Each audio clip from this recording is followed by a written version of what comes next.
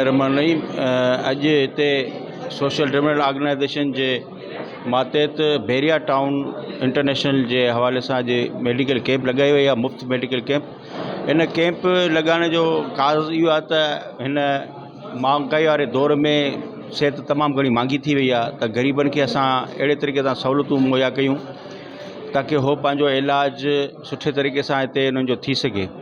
हिन अॼु जी कैंप में तमामु बहितरीन ऐं सुठा डॉक्टर हिते मौजूदु आहिनि ऐं हीअ कैंप बिल्कुलु मुफ़्त ग़रीबनि लाइ करे, जेके माण्हू उन लाइ करे बाक़ाइदा मुफ़्त रखी वई आहे। इन में दिलि जी मरीज़, शुगर जा मरीज़ ऐं ॿियनि मुख़्तलिफ़ बीमारियुनि जा डॉक्टर हिते पिणु मौजूदु आहिनि।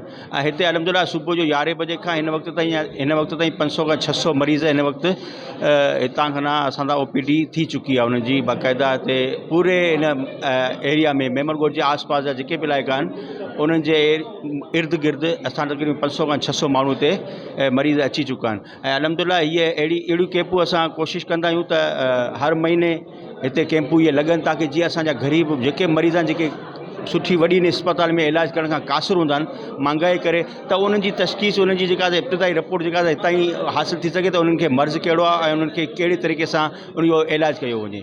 त आउं सम्झां थो त इहा हिकिड़ी ख़ुशनुदी ॻाल्हि आहे। समाजी तंज़ीम, समाजी कम आहिनि हिकिड़ा, त अलहमदुलिल्लाह इहो कमु जारी ऐं सारी रहंदो।